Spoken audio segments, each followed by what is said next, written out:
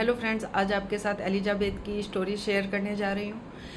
कई बार ऐसा होता है ना हमारे जीवन में कि हम अपने जीवन में आगे बढ़ते रहते हैं, लेकिन कई बार हमारे जीवन में ऐसी दुर्घटनाएं घटे आती हैं जिससे कि हम डिप्रेशन में चले जाते हैं और अपने जीवन की जो हमारे नॉर्मल जो काम होते हैं डेली टू डेली रूटीन वो करने में भी अपने आप को असफल पाने लगते हैं। ऐसा ही कुछ एलिजाबेथ के साथ हुआ था।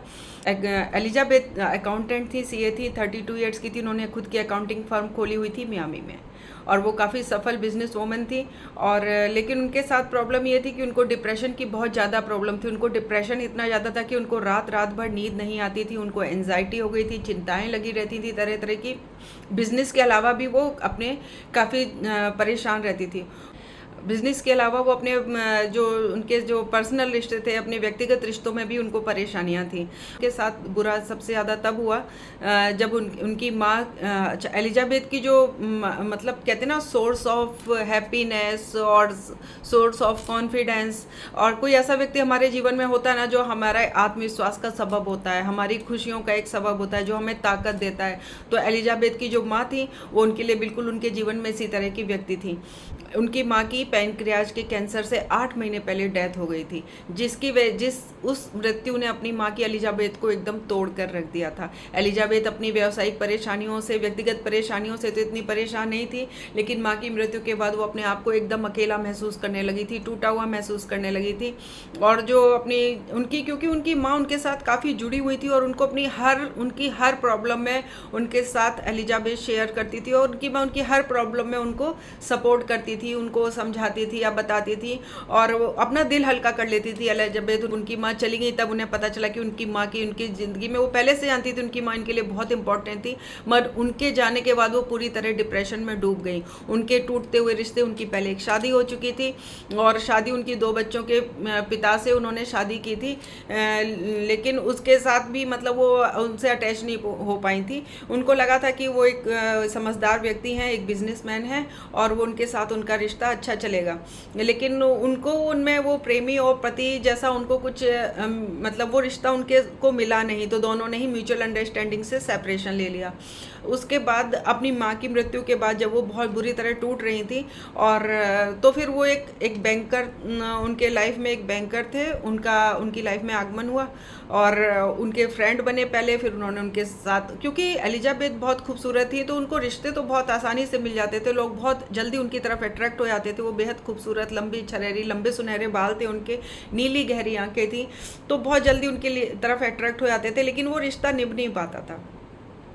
पता नहीं क्यों एलिजाबेथ का जो दिल था ना वो इस रिश्ते के लिए गवाही नहीं देता था, तो और वो उनके साथ रिश्ता चला नहीं पाती थी। और माँ की मृत्यु के बाद उनके पिता जो थे ना वो उनसे बिल्कुल ही अलग हो चुके थे। मतलब कहते हैं ना, वो माँ की मृत्यु के बाद उन्होंने खुद को एकदम सेपरेट और अलोन सा कर लिया था अपने आप। एलिजाबेथ ने डॉक्टर वीज की मैनी मास्टर्स और मैनी लाइफ्स पढ़ी थी। उन्होंने जो एक्सपीरियंस लोगों के देखे थे और कैथरीन की जो स्टोरी पढ़ी थी, तो उससे उनको ये लगा कि क्या पता वो अगर अपने लाइफ का रिग्रेशन कराएं तो उनको अपनी माँ से अपने पिछले जन्म में जाकर और किसी रिश्ते में वो अपनी माँ को देख सके कि उनकी माँ जो इस रिश्ते में उनके साथ थी, तो उन्हें ये धारणस हो जाएगा ये कि माँ उनसे अगले जन्म में भी उनसे रिश्ते में मिल सकती हैं, या हो सकता है कि आत्मिक लोक में जाकर आध्यात्मिक तल पर क्या पता उनकी माँ का उनसे मिलना हो जाए। और ऐसा कई बार होता भी है, जब आप रिग्रेशन कराते हैं तो आध्यात्मिक तल पर एक आत्मलोक में जाकर आत्मा से मुलाकात हो जाती है, एक मैसेज का लेना देना हो जाता है और उनको ये धारणस तो मिल जाएगा कि अगले आने वाले जन्म में भी उनकी माँ उनके साथ रहेंगी।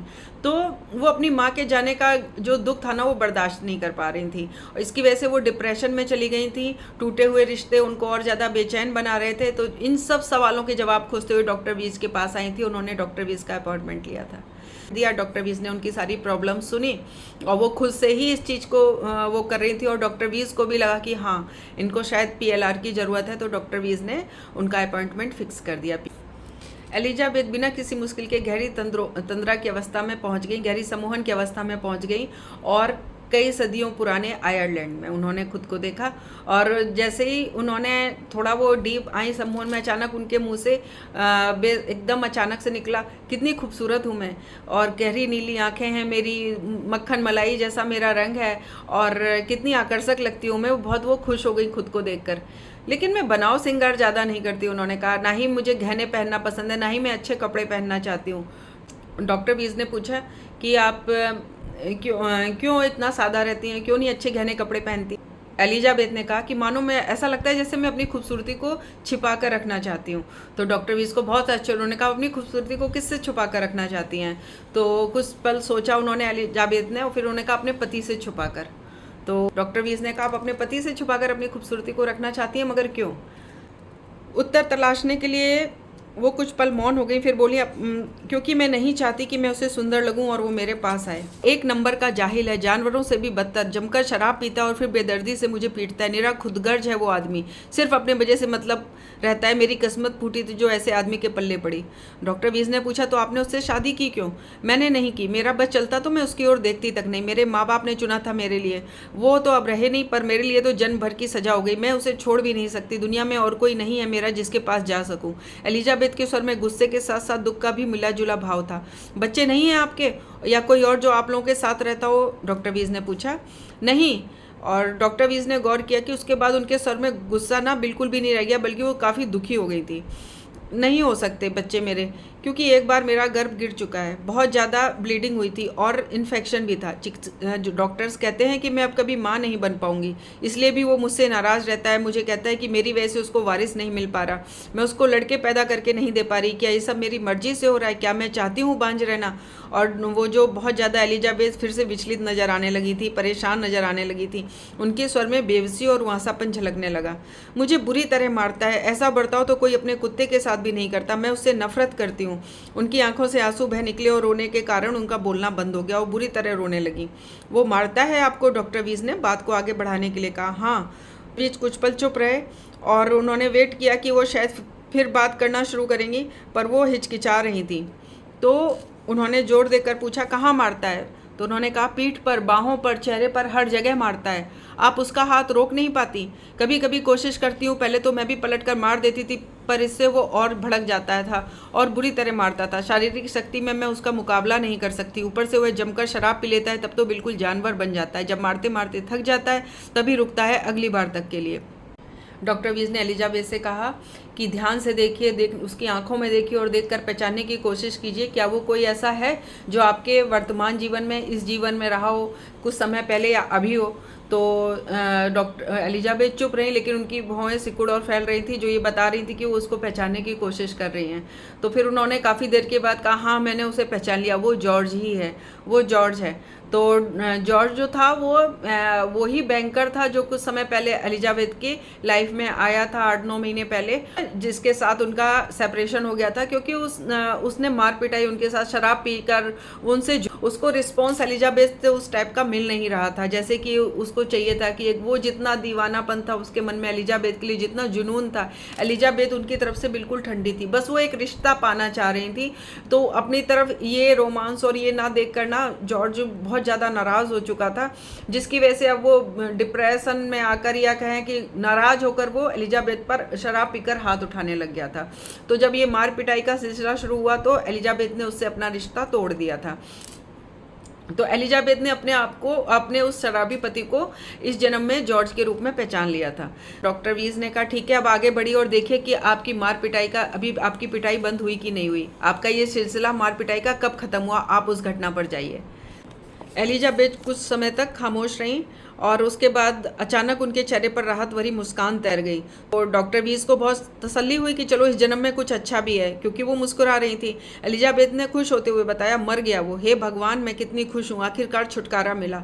अब मैं एक ऐसे आदमी के साथ में हूँ जिससे प्यार करती हूँ, वो जो मुझे बहुत अच्छा लगता है। वो वाकई बहुत अच्छा है, बहुत ही सभ्य, बहुत ही जेंटल और बहुत नर्म दिल। उसने कभी मुझ पर हाथ नहीं उठाया। मैं उसके साथ बहुत खुश हूँ। हम दोनों एक दूसरे को बहुत चाहते हैं और साथ साथ बहुत खुश हैं। उनके चेहरे की मुस्कान लगातार बनी रही थी, ये सब बताते हुए। तो डॉक्टर वीज ने पूछा, लेकिन आपके पति की मृत्यु कैसे हुई? तो की मुस्कान, एलिजाबेथ की चेहरे की मुस्कान गायब हो गई और उन्होंने कहा कि शराब खाने में शराब पीकर किसी से झगड़ पड़ा था, तो उसके सीने में किसी ने खंजर घोंप कर मार दिया, और खंजर शायद उसके सीने में ही लगा था। चारों ओर खून ही खून फैल गया, खून ही खून, और वहीं शराब खाने में ही उसकी मृत्यु हो गई। अच्छा ही हुआ कि वो मर गया, एलिजाबेथ ने कहा। अगर वो मुझे जॉन कभी नहीं मिल पाता, और जॉन बेहद कमाल के इंसान हैं। मैं उनसे बेपनाह बेइंतहा मोहब्बत करती हूँ, मेरा बहुत ख्याल रखते हैं। वो एक पल को भी मेरे चेहरे से मुस्कान गायब नहीं होने देते, और उनको मुझसे कुछ भी नहीं चाहिए। हम सिर्फ बस एक दूसरे को चाहते हैं। आगे एलिजाबेथ ने अपना और भी आगे का टाइम देखा तो उन्होंने खुद को जॉन के साथ बेहद खुशनुमा पल बिताते हुए देखा। वाकई में जॉन ने उनके चेहरे से मुस्कान फिर कभी गायब नहीं होने दी थी। तो डॉक्टर वीज ने कहा, चलिए फिर आगे की अगली महत्वपूर्ण घटना पर बढ़ी। डॉक्टर वीज ने कहा, थोड़ा और आगे जाइए और देखिए कि आप और जॉन कहाँ हैं, और इस जीवन की अगली महत्वपूर्ण घटना पर जाइए। एलिजाबेथ खामोशी से समय को गुजरता देखने लगी। फिर कुछ पलों बाद कमजोर स्वर में बोली, बहुत कमजोर हो गई हूँ। दिल को धड़कते रहने के लिए खासी मशक्कत करनी पड़ रही। लगता है कि जैसे सांसों की डोर अब टूटी तब टूटी। वे सीधे अपनी मृत्यु के दिन पर पहुंच गई थी। जॉन आपके साथ हैं? डॉक्टर वीज ने पूछा। हाँ बिल्कुल है, मेरे पास ही बैठा है, मेरा हाथ अपने हाथों में लिए। उसने जिंदगी भर मेरा बहुत ख्याल रखा है, और अब भी उसे मेरी उतनी ही चिंता है। पल भर को मुझे अकेला नहीं होने देता, पर वह भी समझ चुका है कि मेरा वक्त पूरा हुआ। बिछुड़ने के बारे में सोच सच कर हम दोनों ही दुखी हैं, पर इस बात की खुशी भी है कि हमने इतना अच्छा वक्त बिताया साथ में। कितनी प्यारी यादें हैं जॉन के साथ। कितना कहकर वो चुप हो गई। जॉन के साथ उनका लगाव वाकई गहरा था। डॉक्टर वीज ने महसूस किया कि वर्तमान जन्म में अपनी माँ के अलावा अगर किसी के प्रति एलिजाबेथ ने कभी भी इतनी गहरी आत्मीयता और प्रेम की इतनी तीव्रता महसूस की थी, तो शायद वो इस पूर्व जन्म में जॉन के साथ कर रही थी। यहाँ उन्हें लग रहा था कि जैसे उनका कोई जन्मांतर का संबंध। एलिजाबेथ से बोला डॉक्टर वीज ने, जॉन को ध्यान से देखिए, उसके चेहरे और आंखों को देखिए। क्या आप उसे पहचानती हैं? क्या आप उसे किसी ऐसे व्यक्ति के रूप में पहचान पा रही हैं जो आपके वर्तमान जीवन में भी मौजूद है या कभी था? पर एलिजाबेथ ने सीधा सरल सा जवाब दिया, नहीं, मैं उसे नहीं जानती। पर वो फिर से खामोश हो गई थी।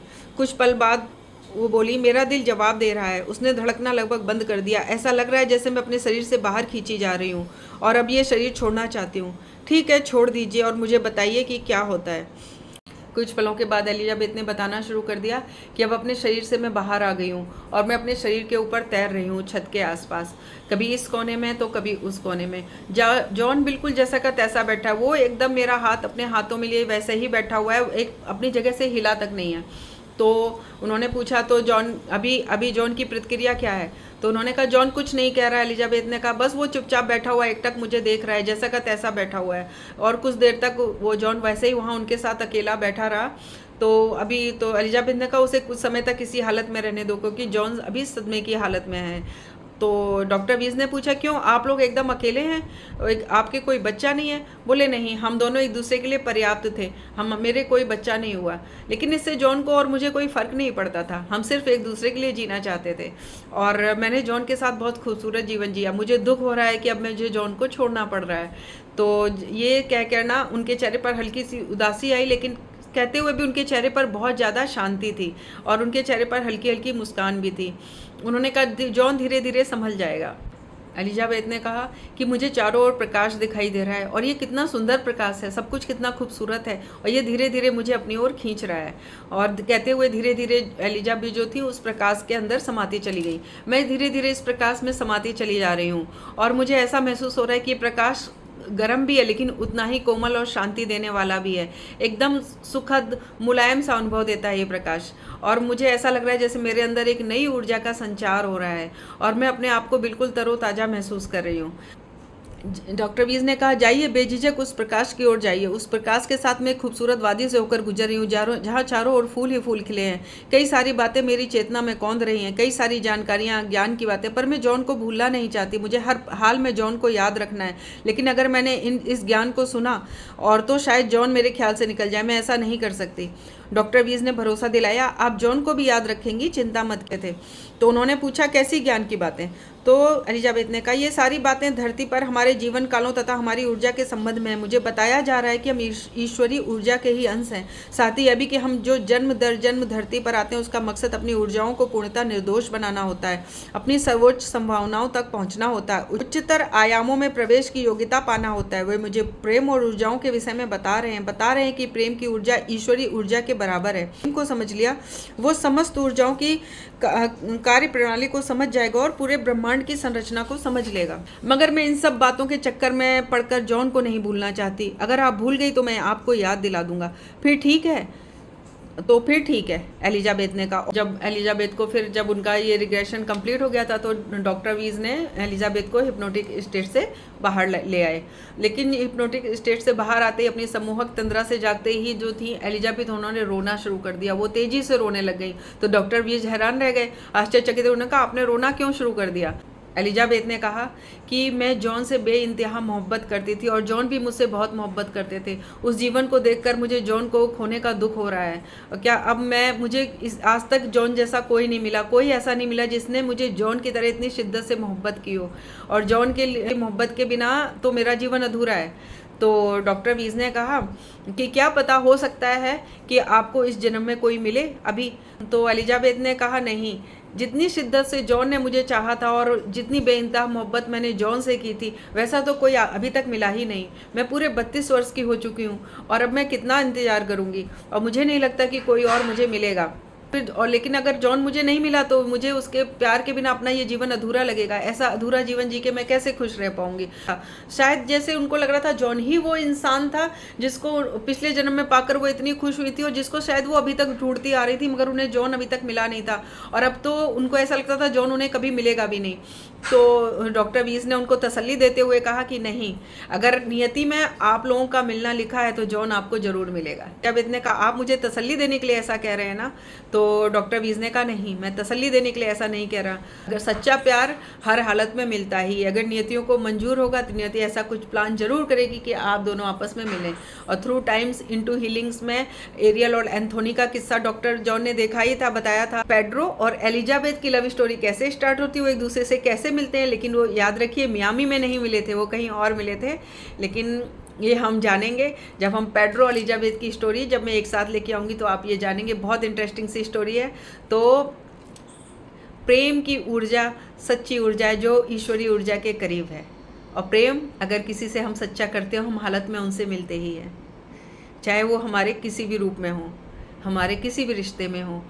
फिर मिलते हैं ऐसी एक प्यारी सी इंटरेस्टिंग सी रोमांचक लेकिन सच्ची कहानी के साथ में। तब तक के लिए नमस्कार।